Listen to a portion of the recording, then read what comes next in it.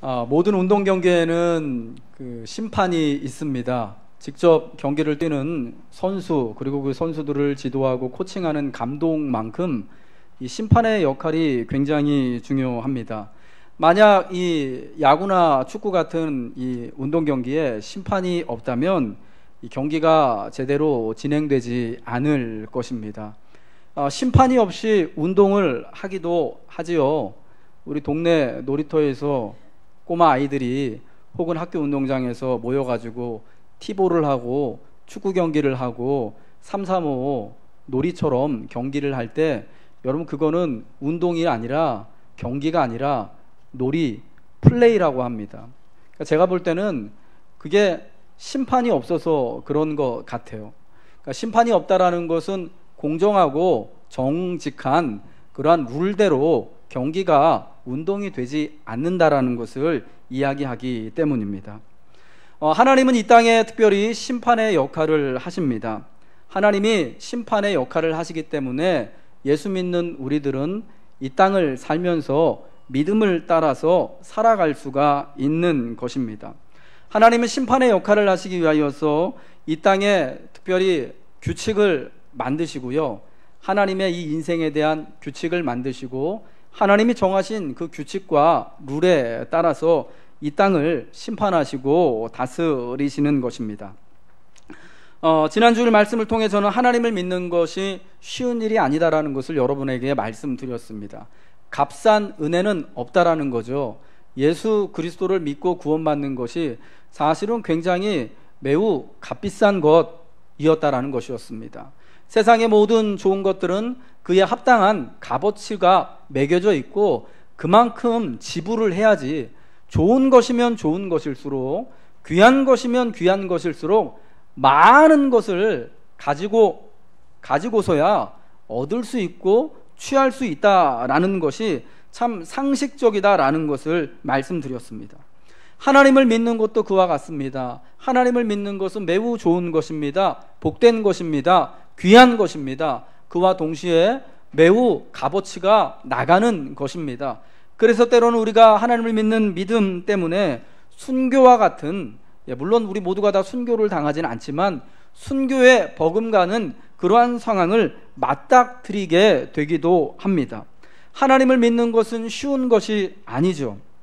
아주 좋고 복되고 귀한 것이지만 때로는 험한 길을 가야 되는 아주 어려운 일입니다. 지금껏 예수 믿고 구원받는 것이요, 사실은 우리 한국교회 안에서는 참 되게 좀 쉬워 보이는구나, 누구나가 할 수 있는 것 같구나, 우리가 마음만 먹으면 쉽게 예수님을 영접하고 그냥 다 구원받을 수 있는 거구나 라는 것에서만 너무 우리가 이렇게 길들여져 있었던 것입니다. 그래서 예수 믿는 것이 참 쉽지 않고 도리어 어렵고 순교적인 상황까지도 맞닥뜨릴 수 있다라는 말씀을 들으면서 내가 과연 이러한 가운데 믿음을 지킬 수 있을 것인가, 하나님에 대한 분명한 확신을 가질 수 있을 것인가 하는 나약함이 생기게 되는 것입니다. 하나님의 구원과 은혜는 변하지 않음에도 불구하고 그 귀하고 중한 하나님의 은혜와 구원에 비해서 나 자신이 사실은 그만큼 값이 나가는 사람이 아니고, 내가 가지고 있는 믿음이 그만큼 든든하지 않기 때문이다라는 것을 우리가 너무 잘 알고 있기 때문이죠. 예수 믿는 것이 좋은 것이고 옳은 것이고 복된 것이지만 여러분, 우리의 본성은 조금 더 쉽고 편한 것을 추구하고 찾으려고 하지 않습니까? 그래서 내가 믿음을 택하고 내가 과연 이러한 믿음의 상황으로 이 하나님의 이 때에 과연 구원을 받을 수 있을 것인가, 저 하나님의 제단 아래 모여 있는 저 영혼들처럼, 저 무리들처럼 과연 나도 하나님 앞에 설 수 있을 것인가 하는 그런 고민이 들게 되는 거죠. 그러면서 내가 이 믿음을 과연 끝까지 지켜낼 자신이, 능력이 나한테 없다라는 것을 알게 되는 것입니다. 성도로 하여금 믿음의 바른 길을 걸어갈 수 있도록 우리가 사실은 구원받는 능력과 은혜가 내게는 참 사실은 한 개도 없음에도 불구하고 여전히 하나님의 든든한 구원하신 가운데 있도록 하시는 것이 하나님이 공정한 심판으로서의 역할입니다. 우리가 감당해야 할 이 믿음의 선한 싸움이 사단에 의하여서 실패하지 않도록 하시기 위해서 하나님은 저와 여러분을 위해서 이 인생의 경기에 규칙, 룰을 만드셨고, 지금 그 규칙에 의해서 우리의 믿음의 선한 싸움이 공정하여지도록, 세상에 대하여서 사단에 대하여서 공정해지도록 심판의 역할을 하시는 거예요. 여러분, 하나님이 심판의 역할을 하시기 때문에 우리가 이 성경에서 말하는 종말의 때에도 불구하고 우리의 믿음을 끝까지 붙들고 승리할 수 있습니다. 오늘 계시록 7장의 말씀은요, 하나님이 우리를 위하여 만들어 놓으신 인생의 규칙, 믿음의 규칙을 말씀해 주고 있습니다. 그 규칙은 하나님께서 택하신 모든 하나님의 자녀들을 끝까지 지키시고 보호하시고 건져내신다는 것입니다. 아무리 세상이, 사단이 불법을 동원하여서 반칙을 써서 우리로 하여금 우리가 받은 구원에서, 믿음의 길에서 고통을 통하여서, 아픔을 통하여서, 순교적인 상황을 통하여서 그 길에서 우리가 벗어나도록 하더라도, 그러한 편법을 쓰고 불법을 쓰고 반칙을 하더라도 공정한 심판이신 하나님께서 이 경기가 잘 운영될 수 있도록, 우리가 마지막까지 목적지까지 잘 다다를 수 있도록 규칙을 만드셨다라는 겁니다. 여러분, 그게 바로 하나님이 끝까지 우리를 지키시겠다라는 거예요. 하나님의 끝까지 변함없는 사랑이 바로 이 경기의 규칙인 줄 믿으시기 바랍니다.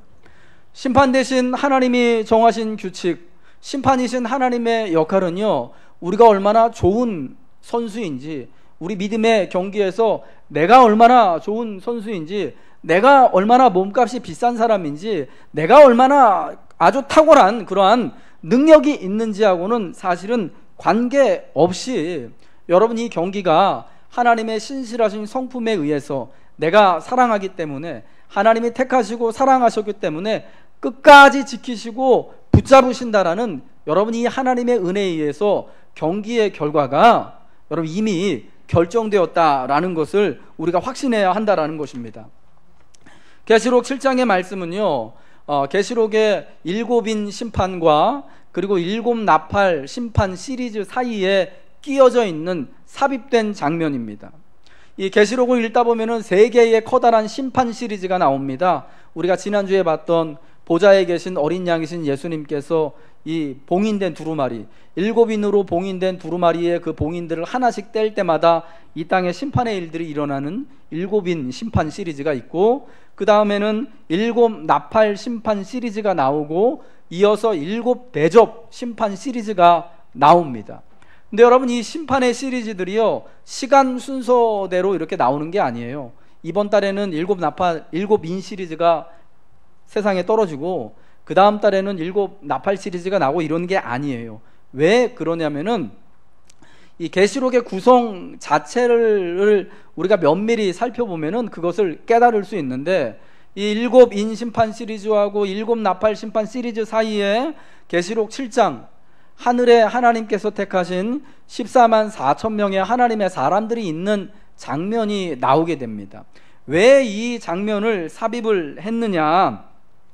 이 심판의 시리즈들이요, 시간 순서가 아니라 바로 일괄적으로 함께 일어난다라는 것을 강조하기 위함이죠. 그러니까 사실은 7인 시리즈가 7인 심판 시리즈가 다른 심판을 말하는 게 아니고, 7 나팔 심판 시리즈의 그 심판이 또 다른 심판, 더 막중한 심판을 말하는 게 아니라, 하나님이 이 땅의 마지막 때에 예수 그리스도로 말미암아 부어질 하나님의 심판이 분명하다라는 것을 확인하시기 위하여서, 확실하게 해주시기 위하여서 반복적으로 보여주시는 겁니다. 여러분, 제가 누누이 말씀드렸잖아요. 성경을 읽으면서 하나님께서 야, 이건 정말 중요한 말씀이라서 하나님의 자녀들이 꼭 확인해야 되고 알아야 된다라는 것은 꼭 어떻게 표시를 한다고요? 그 똑같은 내용이 계속 나온다 그랬잖아요. 반복. 예, 우리가 큐티하면서 말씀 묵상하면서 중요한 게 반복이라 그랬잖아요. 말씀이 반복된다면 이거 되게 중요한 거다. 여러분, 그래서 계시록의 심판 시리즈도 이렇게 반복으로 보는 거예요. 하나님의 이 심판이 분명한 거구나, 확실히 이 땅 가운데서 일어나기로 작정되었구나 라는 것을 보여주는 거죠.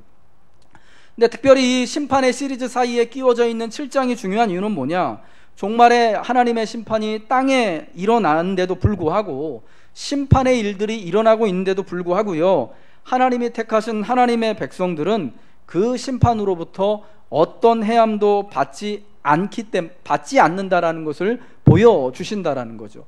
심판이 일어나고 있는 그 현장에서 하나님의 구원이 함께 일어나고 있다라는 것, 하나님의 구원과 하나님의 사랑이 심판으로 말미암아서 더욱 분명하여지고 확신되어진다라는 것을 보여주는 것이 바로 이 7장의 14만 4천에 관한 말씀인 것입니다.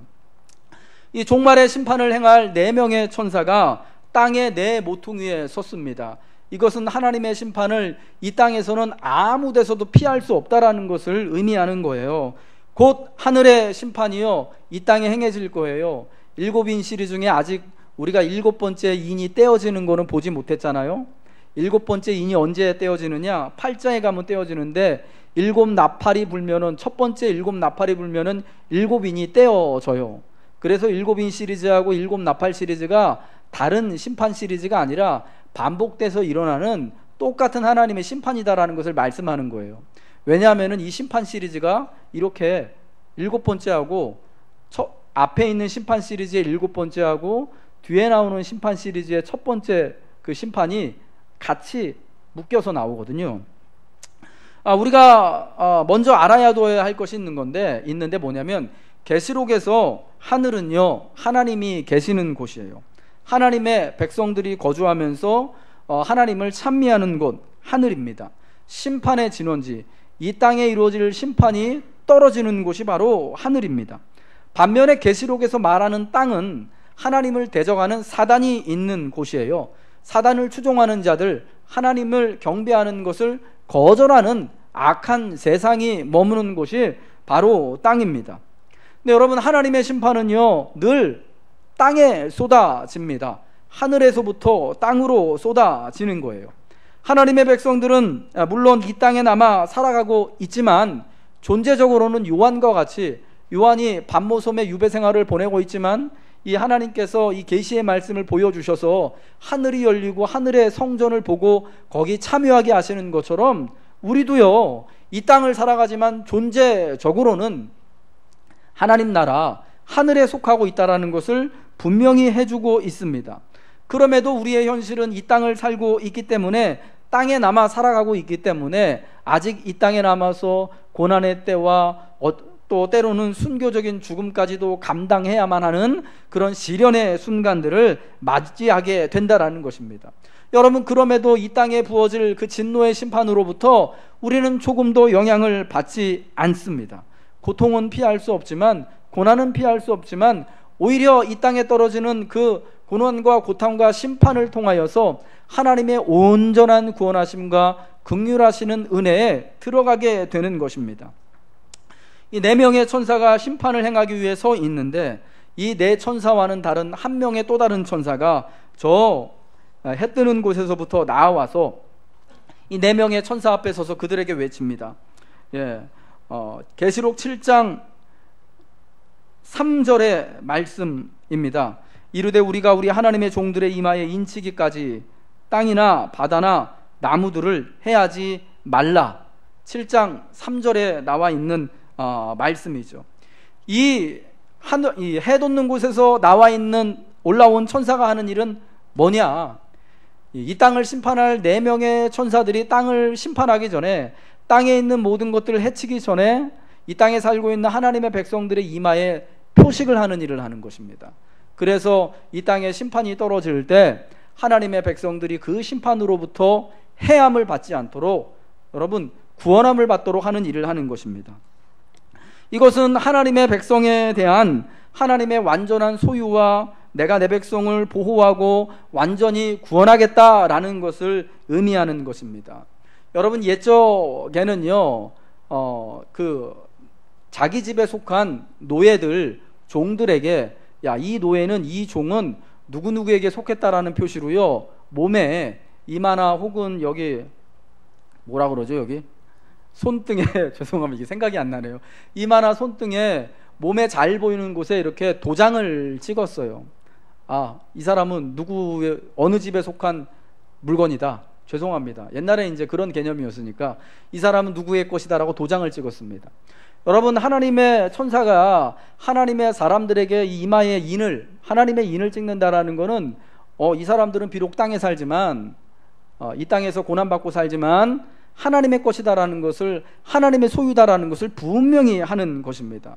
예, 그러면서 하나님의 소유이기 때문에 심판의 때에도 내가 이들을 나의 소유로 끝까지 지키고 보호하겠다라는 그러한 하나님의 의지가 바로 하나님의 백성들의 이마에 인을 치는 것으로 드러낸다라는 것입니다.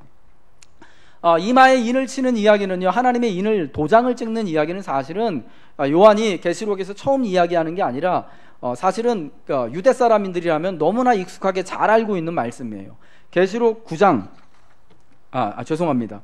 에스겔 9장 4절부터 6절의 말씀을 보면은 하나님의 천사가 이 유대 사람들, 이스라엘 사람들의 믿음 없음으로 인하여서 예루살렘으로부터 시작하여서 심판을 하시기 위하여서 예루살렘에 내려오는 것을 선지자 에스겔이 보게 됩니다. 예, 그때 그 천사들이 하는 이야기를, 그 천사에게 하는 이야기를 듣습니다. 석유관의 먹물과 붓을 든 천사가 예루살렘 성읍을 다니면서 그 땅에 있는 모든 가증한 일로 인하여서, 그러니까 하나님을 떠나서 법 없이 살아가는, 배교하는 그 행위가 예루살렘에서부터 시작되어지는데, 그 모습을 보면서 탄식하며 우는, 정말 그들의 이 믿음 없음에 대하여서 회개하며 안타까워하는 사람들의 이마에 그 붓으로 먹물로 표시하라는 말씀을 줍니다. 여러분, 그래서 이마에 표를 찍는다라는 것, 도장을 찍는다라는 것이 에스겔에서부터 나온 이야기였어요. 그래서 예루살렘으로부터, 성소에서부터 하나님의 진노의 심판이 백성들에게 떨어질 때 그 이마에 표시를 한 그 하나님의 사람들, 그 죄악을 인하여서 하나님 앞에 탄식하며 우는 자들이 같이 멸망받지 않고 저들이 살아남아서 하나님의 거룩한 이 구원의 백성으로서 되어지도록 하기 위하여서 하나님이 구원의 표시로 이렇게 인을 치시는 것을 보게 되는 것입니다. 그래서 우리가 에스겔 말씀을 통하여서 분명히 아는 게, 하나님이 인을 친다, 이마에 표시를 한다라는 것은 이게 바로 하나님의 소유와 보호, 구원을 의미한다라는 것이 분명하다라는 거죠. 특별히 심판으로부터, 하나님의 진노의 심판으로부터 구원받는다라는 분명한 의미가 있는 거예요. 여러분, 우리가 구원과 관련하여서 너무나 우리가 잘 알고 있는 아주 오래된 이스라엘의 이야기가 있습니다. 출애굽 때의 유월절 이야기죠. 출애굽기 12장에 나와 있는, 여러분 너무나 잘 알고 있는 그 구원의 이야기 아니겠습니까? 하나님께서 이스라엘 사람들로 인하여서 애굽에 재앙, 마지막 재앙을 내리실 때 애굽에 난 모든 것들의 첫 새끼, 짐승이건 사람이건 첫 번째 아들들을 하나님의 사자가 그날 밤 다니면서 다 죽이실 때 어떻게 하셨습니까? 그 애굽 중에 섞여 사는 하나님의 백성들 이스라엘을 구원하시기 위해서 그들에게 말합니다. 이 밤에 하나님의 죽음의 사자가 애굽 전역을 휩쓸고 지나갈 때 너희가 그 가운데서 구원받기 위하여서 너희 집 임방에, 문설주에, 그리고 좌우 임방에, 좌우 문설주와 문 임방에다가, 대문에다가 어린 양을 잡아서 그 피를 발라라. 그러면 그것이 표적이 돼가지고, 그것이 바로 표시가 돼서 죽음의 사자가 너희들의 가정은 넘어갈 것이다, 유월할 것이다. 그래서 여러분 유월절이잖아요. 하나님이 그러한 표시, 구원의 표식을, 하나님의 자녀로서 구원의 표식을 주셨다라는 것입니다. 여러분, 그래서 출애굽 때 애굽의 그 장자의 재앙이 내릴 때 모든 애굽 사람의 가정에는 첫 아들이 죽는 큰 슬픔과 심판을 경험할 수밖에 없었는데, 상실을 경험하였는데 이스라엘 중에 속한 사람들, 특별히 그 어린 양의 피를 표시로 가지고 있었던 이스라엘 가정은요, 한 사람도 상하는 일이 없이 모두가 다 하나님의 구원과 돌봄을 받게 되었던 거죠. 여러분 한번 여러분의 이마를 한번 까보시고 거기에 무슨 표식이 있나 한번 보십시오. 제 이마에 무슨 표식이 있나요? 그 해리포터 영화 보면은 해리포터 여기 이렇게 Z자 표시가 있잖아요. 그 뭐 별것도 아닌 것 같은데 뭐 그 엄청난 그 영화상으로만 보면은, 소설상으로만 보면 여러분 그러잖아요. 예, 우리 이마는 아무리 까봐도요 하나님의 입맞은 표시가 없어요. 먹물 찍은 것도 없고 도장 찍은 것도 보이지 않습니다. 하나님의 천사가 구원받은 징표로 하나님의 사람들 이마에 이렇게 표식을, 하나님의 도장을 찍는다고 했는데, 여러분 이게요 문자적으로 볼 게 아니라 계시록의 상징의 언어로 봐야 되는 거죠. 에스겔에게 그 처음 그 예루살렘에 사는 사람들의 슬퍼하면서 회개하면서 탄식하며 우는 자들이 이마에 표시를 하라 그럴 때도요, 그 예루살렘에 사는 그 이마에 표를 받은 사람들, 정말 이마에 도장 찍힌 사람들이 없었어요.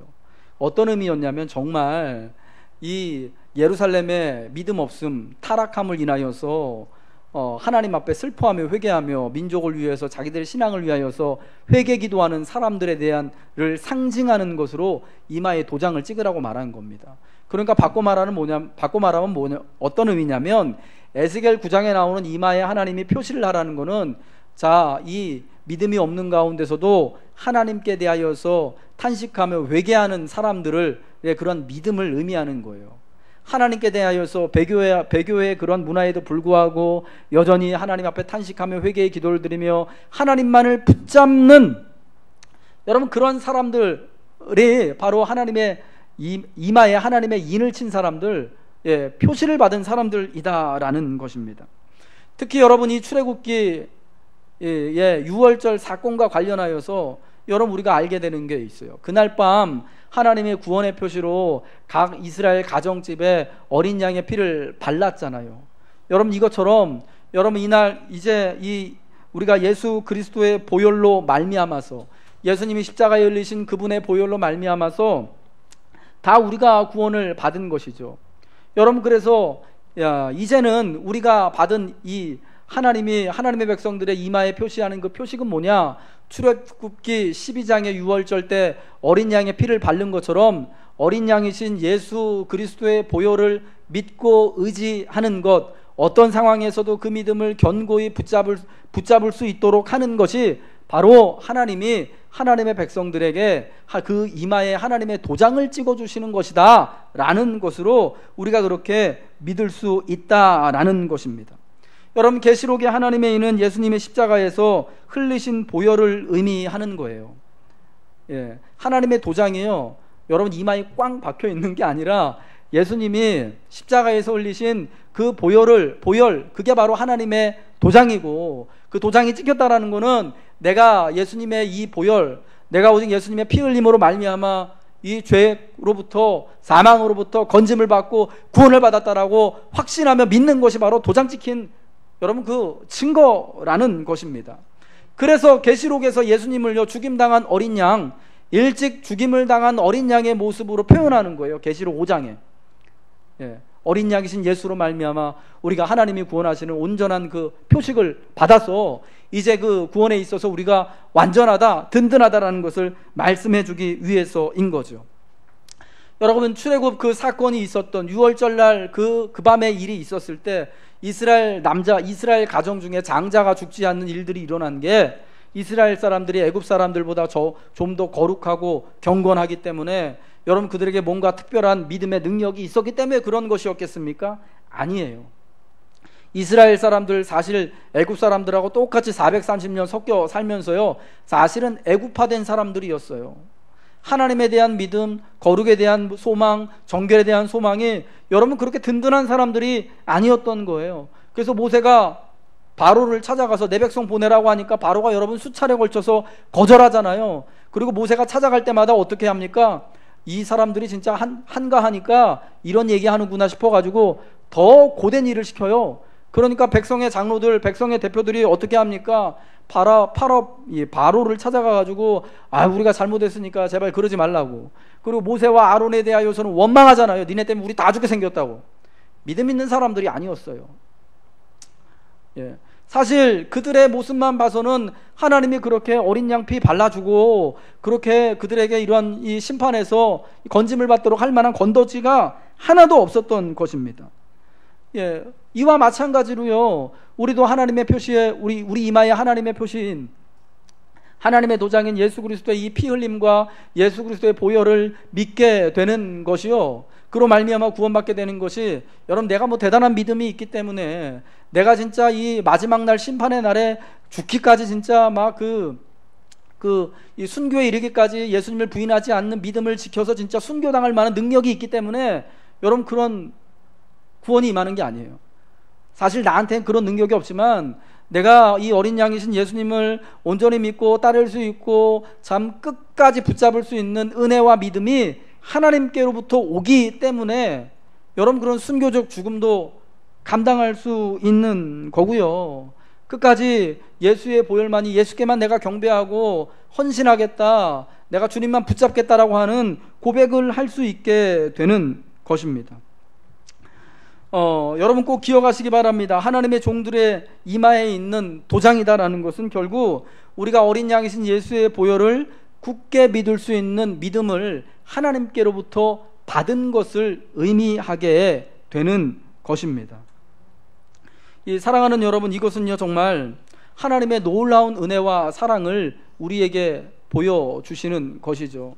하나님을 믿는 사람들 중에, 자 이때 진짜 뭐 한 100명 중에 자 믿음 있는 사람들 봐가지고 한 50명만, 내가 정한 이 기준에 도달하는 사람들만 이제 하나님 나라 가운데로, 구원 가운데로 이루고, 여기 기준에 도달하지 못하는 사람들은 다 아웃.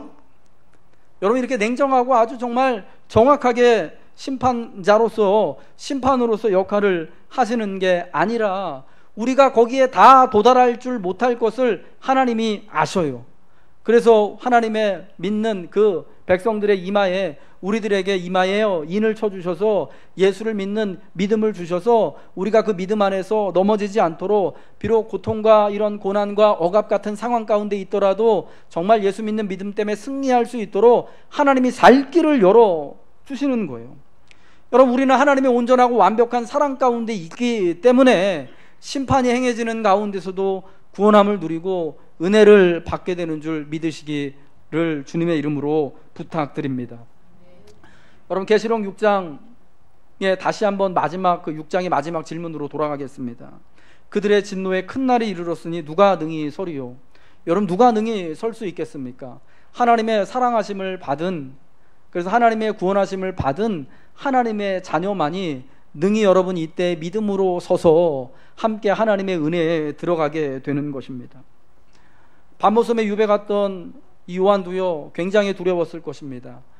혹여나 자기가 이 유배 생활 가운데의 어려움으로 인하여서 배교할까봐, 내가 하나님을 믿는 믿음이 나한테 없으면 어떨까 하는 여러분 그런 고민이 굉장히 들었을 것입니다. 하나님을 믿는 믿음으로 말미암아 저 한 번도 가보지 못한 하루 종일 고된 탄을 캐야 하는 그런 노동을 해야 되는 밤모섬 유배지로 가서 여러분 여러 가지 생각들이 들지 않았겠습니까?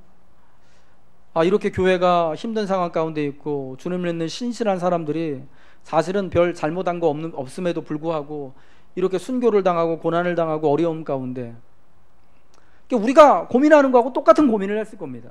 내가 이렇게 예수님을 신실하게 따르려고 하는데 여전히 왜 내 삶은 나아지는 것 같이 보이지 않고, 나는 왜 하나님에 대해서, 남들은 정말 하나님 사랑도 잘 깨달아지고 하나님을 정말 잘 믿는다고 하는데 나는 왜 그런 고백도 잘 되어지지 않고, 나는 왜 하나님을 느끼지 못할까? 하나님이 내게는 계시지 않은 것이 아닌가? 하나님 나를 기억하지 않으시는 것이 아닌가? 하나님 나를 귀하게 여기지 않으시는 것이 아닌가? 날 사랑하지 않으시는 것이 아닌가? 여러분 우리가 그런 고민하는 것처럼요, 요한도 똑같은 고민을 하는 거죠. 여러분 사업하시면서, 또 우리 청년들 직장 준비하면서 한 번, 두 번 실패를 보고 열심히 간구하고 기도하는데 또 불구하고 내가 원하는 때에 응답이 오지 않고 하나님이 침묵하시는 것만 같은 순간에 우리의 믿음이 참 우리의 믿음이 참 얼마나 연약한지를 우리가 깨닫게 되잖아요. 내가 이럼에도 불구하고 계속해서 기도해야 되는가? 계속해서 하나님 의지하면서 하나님 말씀하신 것처럼 이렇게 살아야 되는가? 남들이 다 하는 것처럼 좀 치링도 하고 불법도 행하면서 사업하면 좀 더 잘 될 텐데 내가 여전히 이렇게 하면서 힘들게 살아야 되나? 여러분 여러 가지 생각들이 여러분 들잖아요. 요한이 반모섬에서 그랬을 거예요. 여러분 하나님이 요한의 사정을 다 아시죠. 그리고 그에게 어느 날 하늘의 문을 열어주시는 거 아니겠습니까? 어느 날 주의 날 그가 그날도 이렇게 참 고된 유배지의 노동으로 말미암아 피곤해져 있을 때 그럼에도 주의 날 혼자서라도 하나님을 경배하고 있을 때 하늘의 문이 열리면서 그가 하늘에 있는 하나님 앞에 하나님의 보좌 앞에 서게 되어지는 은혜를 누리게 되는 것이에요. 왜 이렇게 계시의 말씀을 주시겠습니까? 그럼 요한과 같은 형편에 있는 우리들에게 우리의 믿음을 더 견고히 해주시기 위해서 하나님이 우리를 얼마나 아끼고 귀하고 사랑하시는지를 깨닫게 해주시기 위해서 고통 가운데 있는 유배 중에 있는 종말의 죽음의 형편 같은 참 종말의 때를 살아가고 있는 우리들에게 하나님의 사랑을 드러내 주시기 위하여서 하늘의 문을 여시고 오늘 이 말씀을 우리에게 전해 주시는 것입니다. 여러분 우리가 어느 때 하나님의 이 구원하심과 신실하심과 하나님의 변치 않는 사랑을 깨닫고 알 수가 있겠습니까? 우리가 평안할 때요, 우리에게 모든 것이 넉넉할 때요, 도리어 우리가 순교와 같은 그런 상황을 내가 맞닥뜨리게 될 때 인생에 여전히 해결하지 못한 여러 가지 난제들과 어려움들과 고통이 있기 때문에 여러분 하나님의 사랑을 느끼게 되는 거예요. 과연 내가 하나님의 사랑 안에 있는지를 고민하다가 간구하다가 하나님을 만나게 되어 주시고 하나님이 요한에게 그래 주셨던 것처럼 우리에게도 믿음의 눈을 열어서 지금 하늘의 성전과 살아계신 하나님을 보게 하시는 거죠. 사랑하는 여러분, 하나님이 무척이나 우리를 사랑하시는 줄로 믿습니다. 여러분 하나님은 사랑이시다, 하나님이 나를 사랑하신다라는 것에 얼마나 감격하십니까? 여러분 그 사랑이라는 하나님의 말씀에 우리의 심령이 뛰고 우리 안에 참 이러한 흥분이 일어나고 감격스러운 마음이 든다면 여러분 그게 정말 은혜이고 그게 정말 구원의 역사인 줄 믿으시길 바랍니다. 여러분 이 인침을 받은 14만 4천이요 하나님이 인을 쳐주신다라는 것이 변함없는 하나님의 사랑을 우리에게 분명히 보여주시는 것입니다. 우리는 예수 그리스도의 보혈로 말미암아 하나님의 구원의 인을 이미 받은 사람들입니다.